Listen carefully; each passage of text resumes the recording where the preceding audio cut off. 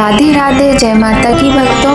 आप सभी का स्वागत करती हूँ स्पिरिचुअल ज्ञान साधना में और आप सभी से अनुरोध करती हूँ कि स्पिरिचुअल ज्ञान साधना को सब्सक्राइब कर लीजिए और बेल आइकन को प्रेस कर दीजिए ताकि आज हम आपको मार्गशीर्ष महीने में पड़ने वाले गुरुवार के व्रत की पूजन विधि बताने जा रहे हैं। तो जैसा कि आप सभी जानते हैं कि गुरुवार आज बुधवार है और 30 नवंबर का पहला गुरुवार मार्गशीर्ष में पड़ेगा और गुरुवार को महालक्ष्मी के व्रत को रखा जाता है और लक्ष्मी नारायण दोनों का ही दिन माना गया है। मार्गशीर्ष के महीने में बहुत ही सुंदर तरीके से पूजा आदि की जाती है। तो यहाँ पर सबसे पहले हमने चौक बनाया है, अष्टदल कमल बनाया है, उसके बाद हमने कुछ अनाज के दाने उस पर डाल दिए हैं और यहाँ पर हम इस पर एक चौकी रख लेंगे।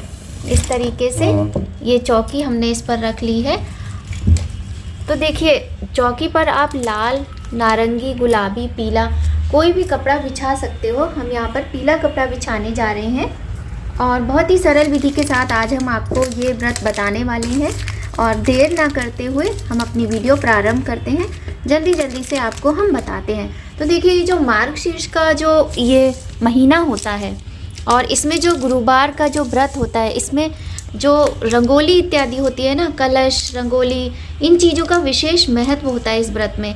तो सुबह 4 बजे उठकर ब्रह्म मुहूर्त में आपको पूजा करनी होती है, चुपचाप करनी होती है, ताकि आपको किसी को बताना नहीं होता है। आप चुपचाप से अपनी पूजा करेंगे और बाद में जो देखे देख ले, लेकिन जब आप पूजा कर रहे होते हो तो आपको किसी को बताना नहीं होता है इस पूजा के विषय में, ठीक है। तो देखिए, यहाँ पर हमने चौकी पे कपड़ा बिछा लिया है और ये जो व्रत होता है ये महालक्ष्मी का व्रत होता है। इसमें माता के चरण चिन्ह बनाने का बहुत अधिक महत्व होता है। आप जितने भी घर में दरवाजे होते हैं, आंगन होते हैं, उनमें रंगोली अवश्य ही बनानी चाहिए। और जो मुख्य द्वार होता है, जो आपकी दहलीज होती है, जिसे देहरी बोलते हैं, इसकी पूजा विशेषतया की जाती है। बहुत ही अनिवार्य होती है इसकी पूजा और रंगोली तो बहुत ही आवश्यक होती है। तो यहाँ पर देखिए, हमने भी कुछ अल्पनाएं इस तरह से बना ली हैं और माता के चरण चिन्ह भी अवश्य ही बनाने चाहिए। तो दहलीज पे आपको एक कलश लगाना होता है, उस कलश पर आपको दीप लगाना होता है, जिसे दीप कलश कहते हैं। आपको दीप कलश दहलीज पर अवश्य ही लगाना होता है सुबह ब्रह्म मुहूर्त में 4 बजे। और ये कुछ सजावट के लिए हमने ये हाथी वगैरह रख लिए हैं। माता लक्ष्मी को अत्यंत प्रिय होते हैं। यहाँ पे माता सभी के भंडार भरती हैं। अन्नपूर्णा भी माता लक्ष्मी ही है। तो यहाँ पर ये कुछ अक्षत हमने इस तरह से रख लिए हैं और इसमें हमने चीनी भर के रख ली है। इस तरीके से बहुत ही शुभ माना जाता है।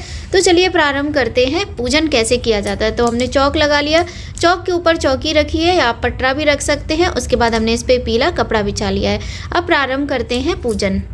चौक बना लिया, अल्पनाएं भी बनी हुई है। तो हम आपको एक बात बताना चाहेंगे, आप चाहें तो इस तरह से माता के फोटो का प्रयोग भी इस पूजा में कर सकते हैं, ठीक है। और ये देखिए, भगवान नारायण हैं छोटे से हमारे पास, ये सोने के हैं, गोल्ड के हैं। तो इस पूजा में हमें माता लक्ष्मी के साथ नारायण को भी रखना अनिवार्य होता है। तो आप इस बात को पहले जान लीजिए, ठीक है। अब देखिए, इसमें जो सबसे मुख्य चीज़ होती है वो ये कलश होता है।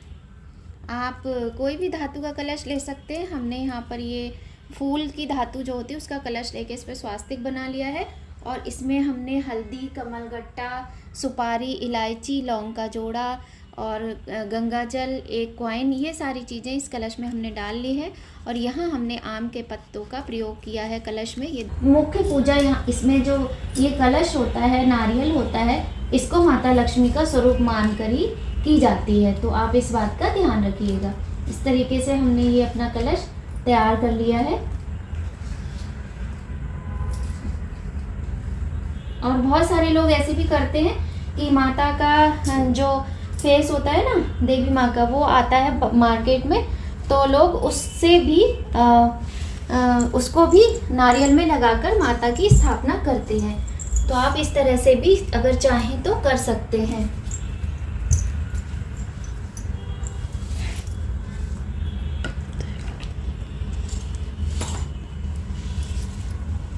एक मिनट।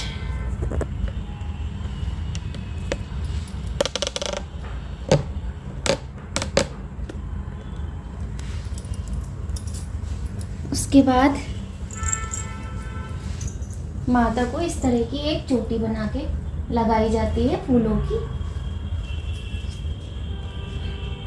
और जब भी हम पूजा करते हैं तो माता के किसी भी मंत्र का हमें उच्चारण करते रहना चाहिए। माता का नाम, कुछ नहीं तो हम माता का नाम भी ले सकते हैं। बहुत सारे लोग नारियल पर भी आकृति बनाते हैं, आप वो भी कर सकते हैं। और माता का फेस भी लगाते हैं, देवी माँ का, वो भी कर सकते हैं। और हम इस तरीके से आपको पूजन करके बता रहे हैं सरल विधि से, तो आप ऐसे भी कर सकते हैं। इस तरह से हमने, इसके बाद माता को मंगलसूत्र इत्यादि पहना सकते हैं। मंगलसूत्र है या फिर कोई भी माला आप अर्पण कर सकते हैं माता को। कमल के पुष्प अत्यधिक प्रिय होते हैं, गुलाब के, आप उनसे माता का पूजन इत्यादि कर सकते हैं। हमारे पास जो भी सामग्री उपलब्ध है हम उससे करके आपको दिखा रहे हैं। इसके बाद माता को हम चुनरी उड़ा देंगे। तो इस तरीके से, और हमने अक्षत का आसन दिया हुआ है। और इस समय नई फसल खेतों में होती है, तो आप चाहें तो नई फसल जो खेतों में होती है आप उसका इस पूजन में विशेष रूप से प्रयोग कीजिए। इसके बाद हमें यहाँ पर गौरी गणेश को बिठाना है, तो हम उन्हें भी अक्षत का आसन देंगे। ये देखिए गणेश जी हैं, और हमें यहाँ पर गौरी माता को भी बिठाना है।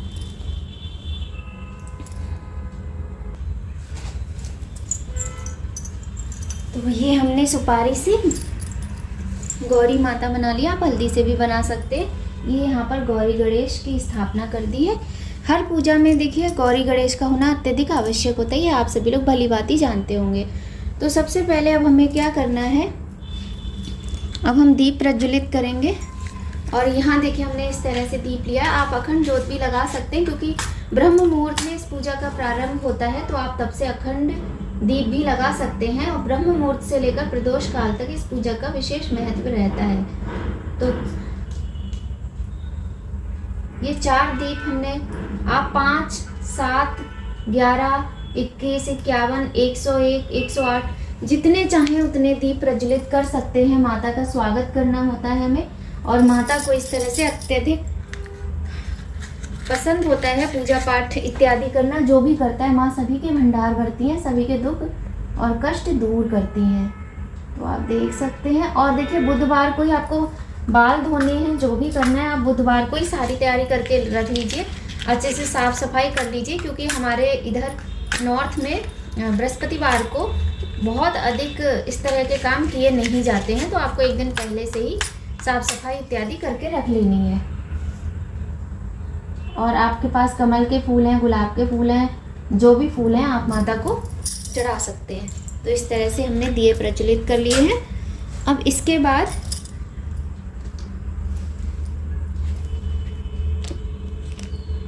बाद हम पूजन प्रारंभ करते हैं। तो ये देखिए ये लोटा है, इसमें हमने गंगा जल भी ले लिया है। अब ये जो हाथी है ना, हम यहीं ऊपर ही सजा दे रहे हैं माता के पास। आप चाहें तो इनमें दिए भी लगा सकते हैं इस तरीके से।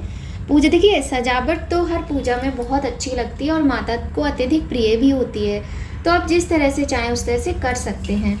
और अब हम आपको दिखाएंगे, जैसे आपके पास चांदी के जो भी सिक्के वगैरह हैं या सोने का कोई भी सामान है, तो आप इस पूजा में उसको अवश्य रखिएगा। तो हमारे पास ये कुछ सिक्के हैं, इनको हम रखने जा रहे हैं। गणेश लक्ष्मी जी के सिक्के हैं, इस तरीके से हम रख दे रहे हैं।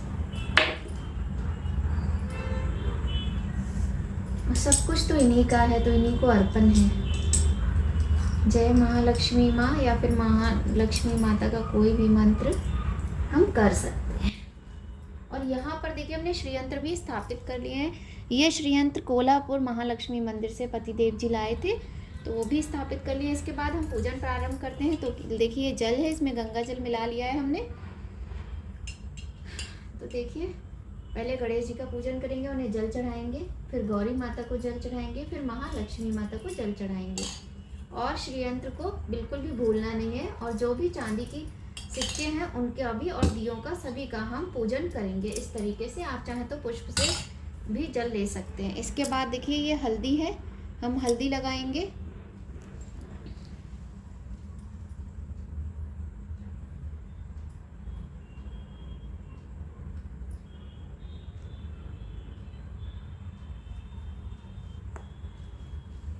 इसके बाद आप रोली लगाएंगे।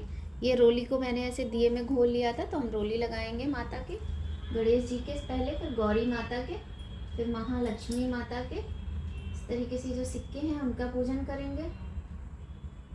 श्रीयंत्र को बिल्कुल भी नहीं भूलना है। दिए का पूजन भी हमें अवश्य ही करना है। इसके बाद में ये देखिए, ये अष्टगंध है।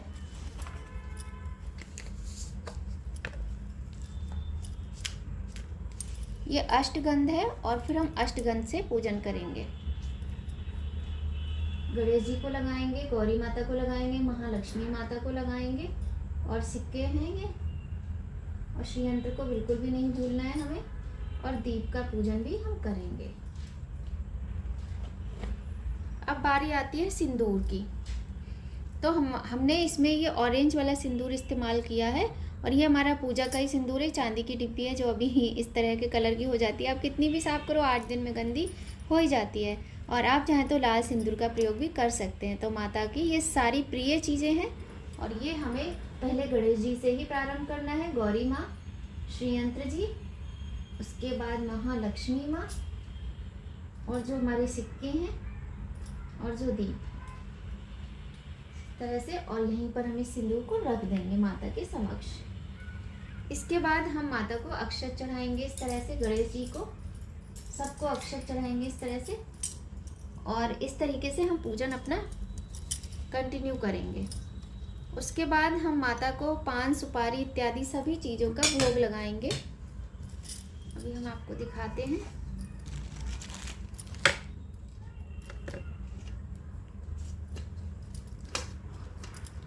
तो ये देखिए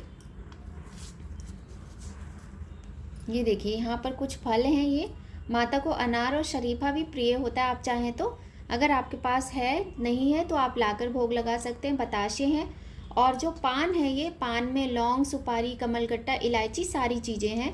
और बताशे हैं, पीली मिठाई है।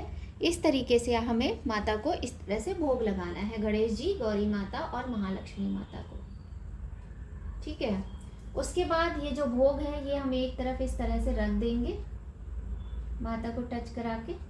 अब हम क्या करेंगे, इस बार अगहन मास में 4 बृहस्पतिवार पड़ रहे हैं। तो कुछ जो भी 16 श्रृंगार की सामग्री है, आप चाहें तो प्रत्येक गुरुवार को चढ़ा सकते हैं, चाहें तो पहले को चढ़ा सकते हैं, चाहें आप तो आखिरी गुरुवार को भी चढ़ा सकते हैं इस तरह से माता को। तो ये देखिए, ये सारी सामग्री है और ये हम माता रानी को चढ़ाएंगे,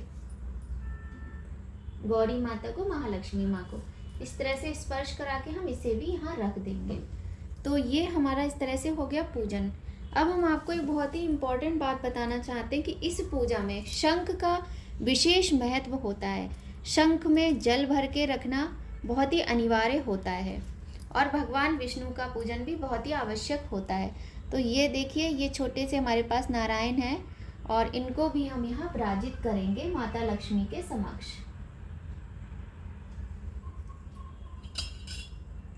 और जो शंख है, शंख में हम जल रखेंगे।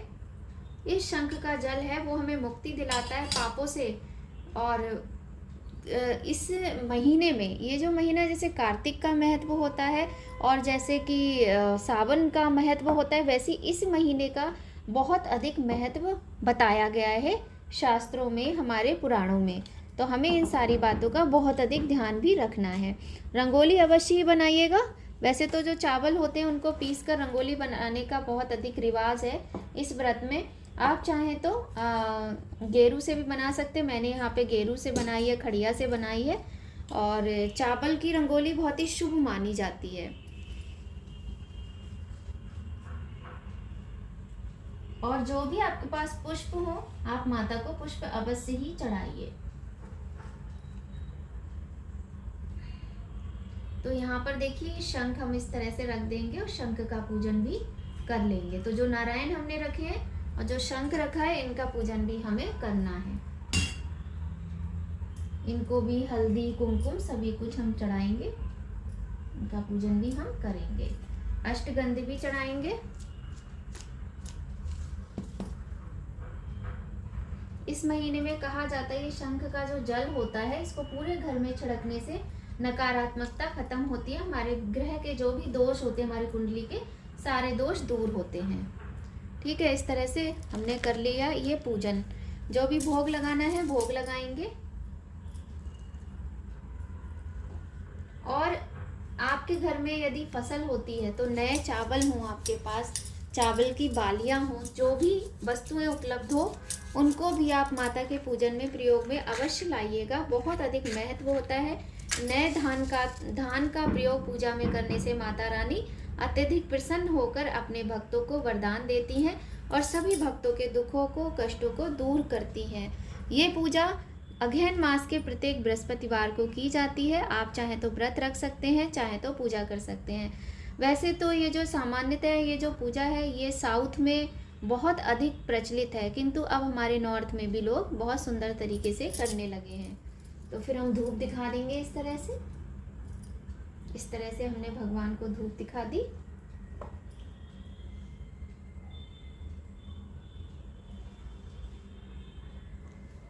और जितनी सजावट आप कर सकते हैं उतनी सजावट आप कीजिए, माता को अत्यधिक प्रिय होती है।